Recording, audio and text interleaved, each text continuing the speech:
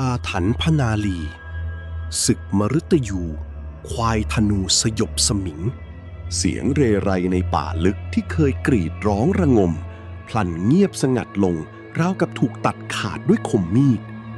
ลมเย็นอย่าเยือกพัดวูบผ่านหมู่บ้านชายแดนป่าดงดิบที่ชื่อว่าบ้านดงพญาหอบเอากลิ่นสาบสางคาวคลุ้งลอยปะปนมากับความชื้นของยามวิกาลบ่งบอกถึงการมาเยือนของมัจจุราชแห่งพงไพรเสือสมิงบ้านดงพญาตั้งอยู่ลึกสุดปลายชายป่าถูกโอบล้อมด้วยทิวเขาตะนาวสีและดงดิบที่แสงแดดแทบส่องไม่ถึงพื้นดิน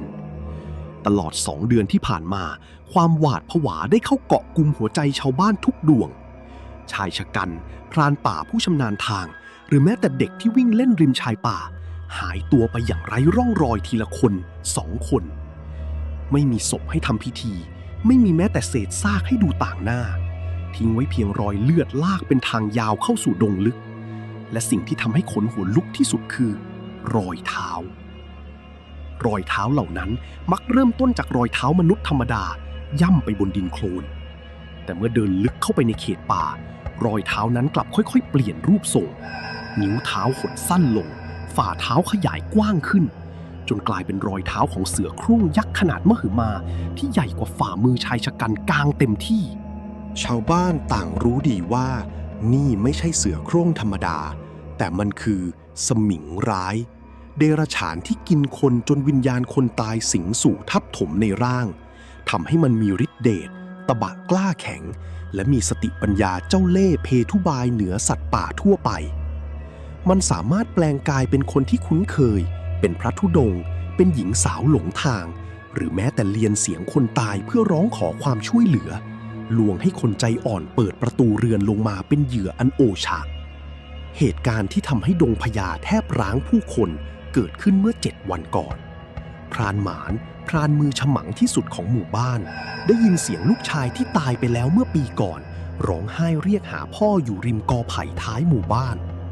ด้วยความรักลูกพรานหมานลืมข้อห้ามขวาหน้าไม้ลงเรือนไปกลางดึกรุ่งเช้าชาวบ้านพบเพียงตะกรุดโทนที่ขาดวิ่นและเศษผ้าขาวม้าชุ่มเลือด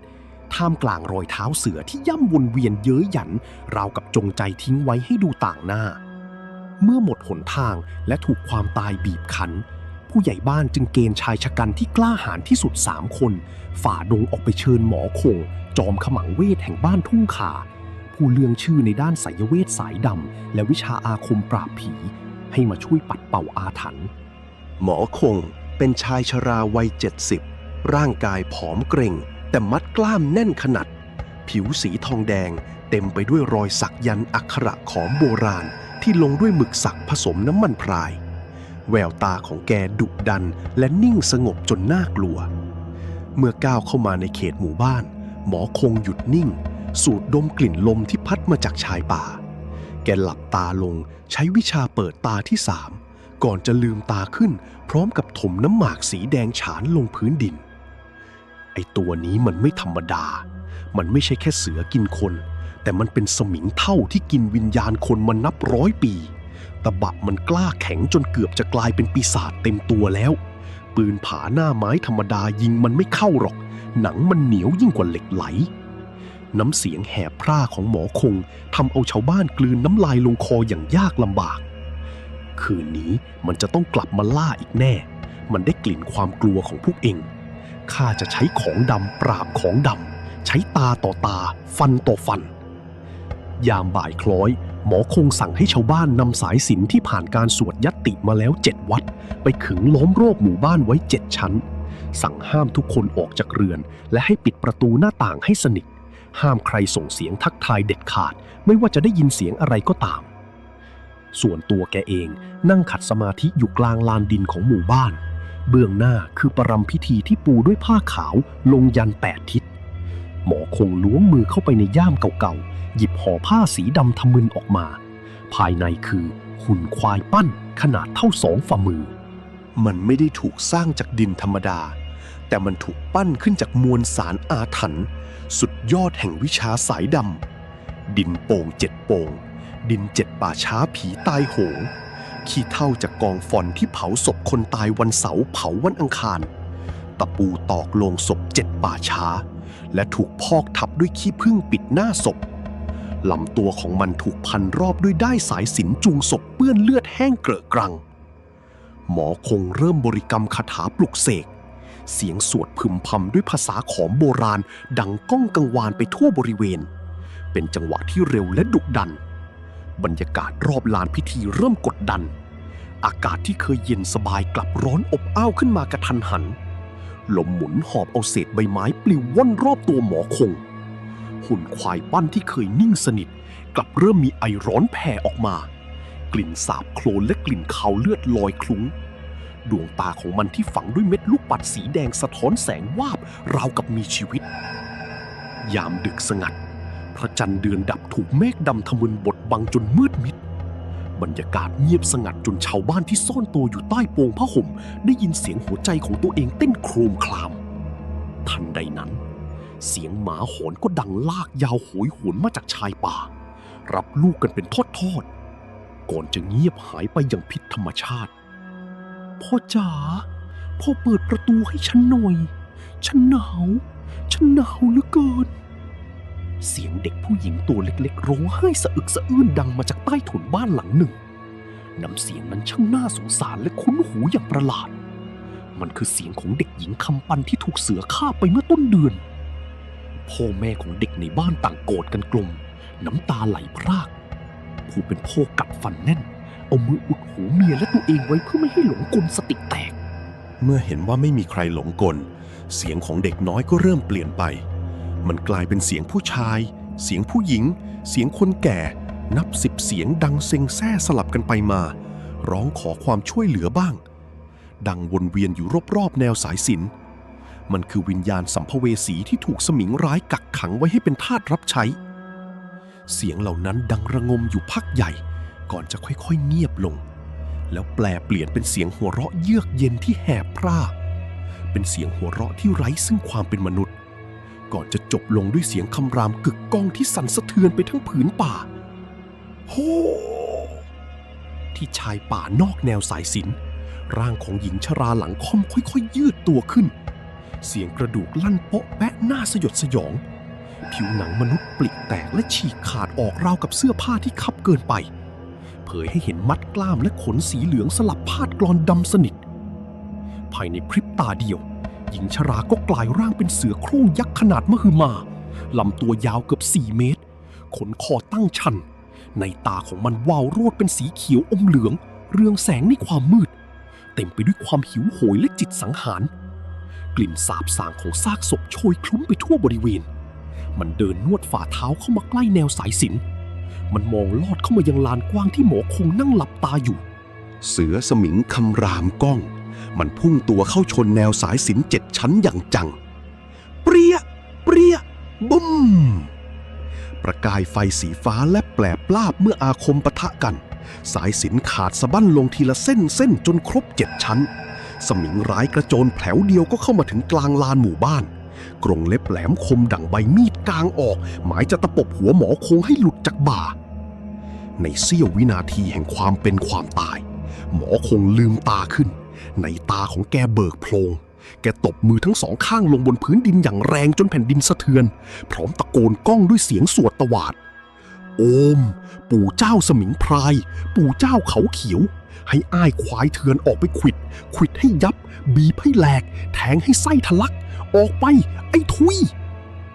หุ่นควายปั้นในมือหมอคงถูกขว้างออกไปเบื้องหน้าทันทีที่มันกระทบพื้นดินเสียงระเบิดดังกึกก้องราวกับฟ้าผ่ากลางหมู่บ้านกลุ่มควันสีดำทะมึนพวยพุ่งขึ้นสู่ท้องฟ้าบดบังทุกสิ่งกลิ่นกำมะถันกลิ่นไหม้และกลิ่นขาวเลือดรุนแรงจนแทบอาเจียนกระจายไปทั่วจากควันดำนั้นปรากฏร่างของสัตว์ร้ายที่น่าสะพรึงกลัวไม่แพ้กันพญาควายธนูขนาดของมันใหญ่โตเทียมช้างสารลำตัวดำทะมึนราวกับหล่อขึ้นจากเหล็กไหลและศิลาแรงมัดกล้ามปูดโปนทุกสัดส่วนในตาทั้ง2 ข้างลุกโชนไปด้วยเปลวเพลิงสีฉาดที่น่าเกรงขามที่สุดคือเขาของมันที่เป็นเหล็กแหลมโค้งยาวประกายไฟแลบแปลปลาบทุกครั้งที่มันสะบัดหัวลมหายใจที่พ่นออกมาเป็นควันร้อนระอุเสียงร้องของมันดังโมก้องกังวานเป็นเสียงที่สั่นสะเทือนไปถึงขั้ววิญญาณ เสียสมิงชะงักไปชั่วครู่มันสัมผัสได้ถึงพลังอาถรรพ์ที่รุนแรงทัดเทียมกันจากศัตรูเบื้องหน้าแต่วิญญาณร้ายที่หิวโหยในตัวมันไม่ยอมจำนนสมิงร้ายกระโจนเข้าใส่ควายธนูเต็มแรงกรงเล็บขนาดเท่าเคียวเกี่ยวข้าวตะปบเข้าที่กลางลำตัวของพญาควายแกร่งเสียงกรงเล็บปะทะกับหนังควายธนูดังสนั่นราวกับเหล็กกล้ากระทบกันประกายไฟแลบกระจายเสือสมิงไม่สามารถสร้างแม้แต่รอยขีดข่วนให้กับผิวหนังที่อาบด้วยอาคมของควายธนูได้ควายธนูก้มหัวลงต่ำแล้วพุ่งเข้าขวิดด้วยพละกำลังมหาศาลดั่งรถไฟพุ่งชนเสือสมิงอาศัยความปราดเปรียวกระโดดหลบฉากไปด้านข้างได้อย่างหวุดหวิดควายธนูพุ่งทะลุไปชนเกวียนของชาวบ้านจนแหลกละเอียดเป็นชิ้นเล็กชิ้นน้อยสมิงร้ายใช้จังหวะที่ควายธนูเสียหลักกระโจนขึ้นเกาะบนหลังที่ดำทะมึนของมันฝังเขี้ยวแหลมคมยาวเป็นคืบลงบนคอของพญาควายหวังจะเจาะให้ทะลุถึงกระดูกแต่อนิจจาฟันของมันกัดลงไปบนสิ่งที่แข็งยิ่งกว่าหินควายธนูดิ้นรนอย่างบ้าคลั่งมันสะบัดตัวอย่างแรงและดีดหลังจนเสือสมิงกระเด็นตกลงมากลิ้งคลุกฝุ่นกับพื้นดินเสือสมิงลุกขึ้นมายืนตั้งหลักขู่คำรามน้ำลายเหนียวหนืดหยดลงพื้นมันรู้แล้วว่าการสู้ด้วยพละกำลังโต้งๆไม่อาจเอาชนะของขลังชิ้นนี้ได้สมิงร้ายจึงเริ่มใช้มายาอาคมมันวิ่งวนรอบตัวควายธนูด้วยความเร็วสูงจนมองเห็นเพียงเส้นแสงสีเหลืองดำเกิดเป็นเงานับ10ตัวล้อมรอบพญาควายธนูเงาเหล่านั้นส่งเสียงกรีดร้องของมนุษย์เพื่อทำลายสมาธิและคอยพุ่งเข้ามาตะปบจากจุดบอดด้านหลังควายธนูเริ่มสับสนมันขวิดเงาเหล่านั้นครั้งแล้วครั้งเล่าแต่กลับทะลุผ่านความว่างเปล่าหมอคงที่นั่งคุมพิธีอยู่เริ่มมีเหงื่อการแตกพลักเลือดกำเดาไหลซึมออกจากจมูกเนื่องจากแรงกดดันทางจิตที่ต้องควบคุมควายธนูต่อสู้กับมนต์ดำของสมิงแกกัดฟันกรอดนั่งหลับตาพนมมือบริกรรมคาถาขั้นสุดยอดเพื่อหนุนธาตุไฟให้ควายธนูโอมนะโมพุทธายะพระธรรมราชะมะอะอุเพลิงการเผาผลาญไอ้ทุยฆ่ามันสิ้นคำตวาดเปลวไฟสีแดงฉานก็ลุกพรึบขึ้นท่วมตัวควายธนูมันไม่ได้เป็นเพียงควายเหล็กอีกต่อไปแต่มันกลายเป็นอสูรกายแห่งกองเพลิงพญาควายธนูหยุดนิ่งไม่สนใจเงามายาที่วิ่งวนรอบตัวมันสูดลมหายใจฟืดฟาดดมกลิ่นสัมผัสถึงจิตสังหารและกลิ่นเน่าเหม็นที่แท้จริงการเสือสมิงตัวจริงพุ่งออกมาจากเงามืดด้านบนหมายจะกัดเข้าที่ท้ายทอยของควายธนูแต่พญาควายธนูไวกว่ามันหมุนตัวกลับมาอย่างรวดเร็วผิดกับขนาดตัวที่ใหญ่เถอะทะขาทั้ง4จิกพื้นดินจนเป็นหลุมลึกแล้วกดหัวที่มีเขาเหล็กอาเพลิงลงต่ำก่อนจะงัดขึ้นอย่างสุดแรงเกิดสวบชึกเขาเหล็กแหลมที่ลุกโชนไปด้วยไฟอาคมแทงทะลุกลางอกของเสือสมิงยักษ์อย่างจังปลายเขาทะลุออกกลางหลังของมันเลือดสีดำสนิทเน่าเหม็นพุ่งกระฉูดสาดกระเซ็นไปทั่วบริเวณเสียงร้องโหยหวนของสมิงร้ายดังก้องกังวานสถานป่าเป็นเสียงผสมผสานระหว่างเสียงเสือคำรามดิ้นรนและเสียงมนุษย์นับร้อยที่มันเคยกินกรีดร้องด้วยความเจ็บปวดทรมานควายธนูส่งเสียงร้องคำรามดังก้องมันออกแรงสะบัดคอเพียงครั้งเดียวร่างของเสือสมิงยักษ์ก็ถูกเหวี่ยงลอยละลิ้วไปกระแทกกับต้นยางยักษ์กลางหมู่บ้านจนหักโค่นลงมาดังโครมครามเสือสมิงดิ้นทุรนทุรายอยู่บนพื้นไฟอาคมจากเขาควายธนูที่ติดอยู่บนบาดแผลลุกลามเผาผลาญร่างของมันอย่างรวดเร็วมันดิ้นรนตะเกียกตะกายพยายามจะหนีเข้าป่าแต่ไฟมนต์ดำนั้นเผาผลาญลึกถึงวิญญาณร่างเสือโคร่งยักษ์ค่อยๆหดเล็กลงบิดเบี้ยวขนหลุดร่วงกระดูกคดเกร็งกลับกลายเป็นร่างของชายแก่ผู้หนึ่งชายแก่ดิ้นพลาดสิ้นใจตายตาเหลือกค้างปากอ้ากว้างร่างกายไม่เกรียมเป็นตอตะโกดับดิ้นไปพร้อมกับวิญญาณเดรัจฉานร้ายที่ถูกเพลิงอาคมสยบลงอย่างราบคาบเมื่อแสงแรกของดวงอาทิตย์สาดส่องลงมาทาบทับหมู่บ้านดงพญาเสียงนกป่าเริ่มกลับมาร้องเจ้ยแจ้วอีกครั้งหมอคงลืมตาขึ้นเช็ดคราบเลือดที่จมูกแกท่องคาถาเรียกเก็บวิชาร่างอันใหญ่โตของอสูรกายไฟกลางลานดินค่อยๆหดเล็กลงและสลายกลายเป็นกลุ่มควันลอยกลับเข้าไปในหุ่นดินปั้น หมอคงหยิบหุ่นควายธนูขึ้นมาดูพบว่ามีรอยร้าวลึกพาดผ่านลำตัวของมันบ่งบอกถึงความตึงเครียดของศึกหนักเมื่อคืนแกเก็บมันลงย่ามอย่างระมัดระวังชาวบ้านค่อยๆเปิดประตูเรือนลงมาดูสภาพลานดินที่เละเทะจากการต่อสู้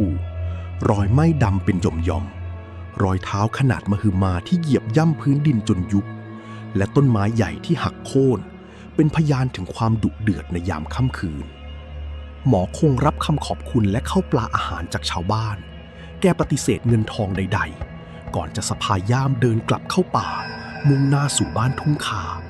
ทิ้งไว้เพียงตำนานความน่าสะพรึงกลัวของเสือสมิงและความอานุภาพศักดิ์สิทธิ์ของพญาควายธนู